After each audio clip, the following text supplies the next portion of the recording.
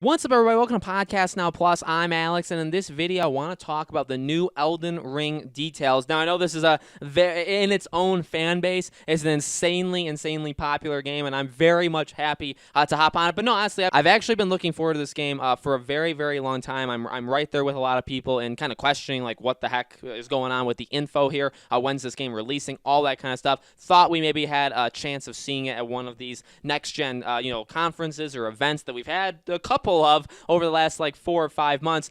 But we do get a little something here in an interview that was posted up on Reset Era, and it talks about the open world element. So it's not the biggest thing in the world, but it is something. So let's talk about it. Elden Ring has staff from foreign drama Game of Thrones participating in development, and the game has got a sort of open worldness to it with wide open areas where you can ride your horse and things. It seems like there are scenes like that in the game. So, well, there's a feeling of a world here, I suppose, right? There's pain there in form of a human perspective.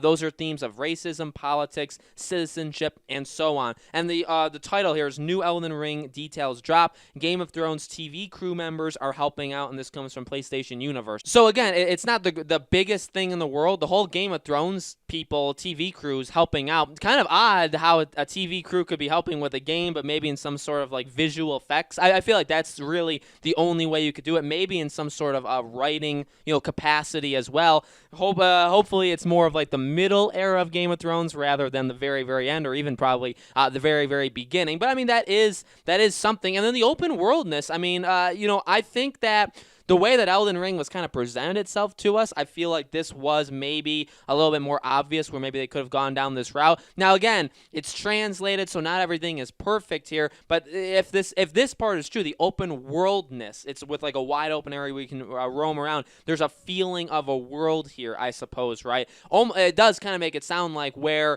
maybe like an Uncharted 4, or the way that games are kind of doing like that middle ground territory, where, or even like I would even say like The Last was Part 2. I know I keep saying Naughty Dog games, but not necessarily linear, not where you're walking down corridors, not where you're walking down hallways or whatever, but where it opens up a little bit, but you wouldn't really classify it as an open world game. Maybe like an open world area, like there's areas of openness in the world. And in fact, even the way I just said that is almost exactly how that translation came about. So I think that's actually a really cool thing. Even with the From Software games that we have, I think generally it's fair to say that you're pretty in close. Like there's a lot of areas to go, and there is an openness to it, especially of like how you're going to tackle certain things, the order, stuff like that. So I get that, like, and that's honestly kind of a cool thing, because it almost seems like they're taking that and saying, okay, well, what if we took what's worked with the Souls games, with Sekiro, with Bloodborne, with all this stuff? What if we took that and just kind of widened it?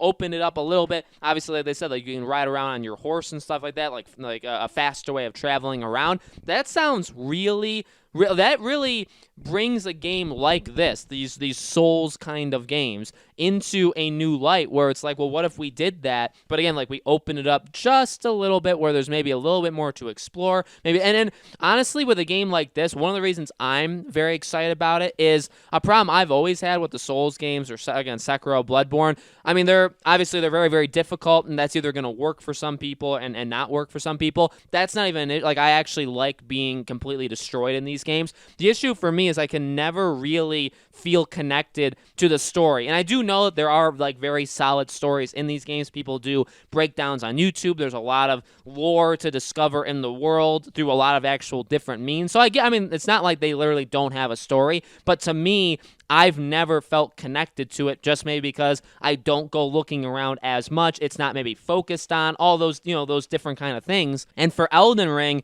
the thing that, again, draws me to it is that it does feel, especially with, the staff that they have, right, who they have working on this game, it should be a little bit more story, not even story driven, but the story should be more front and center in this game. And for games like this, it's a little bit harder. But if you have where the world's a little bit more open, exploration, fun, the idea of being able to, again, just explore a little bit, but get a little bit more out of the world, characters, of what's happening in it. This is kind of how you do it. Again, honestly, the thing that made games like Uncharted the last, and again, I know it's only Naughty Dog, I'm sure I could think of other games, but when you open it up like that and you do even storytelling inadvertently, like through finding things in the environment, but when you make it kind of fun and everything kind of has a meaning in the world, which again, I mean, they do, but it maybe just has never connected to me, I think that amplifies it. So I'm very, and besides that, this really all of that, we could actually even focus into on the fact that you could do horseback, which again, based off the trailer, seems pretty darn obvious, but the fact that you can actually go on a horse,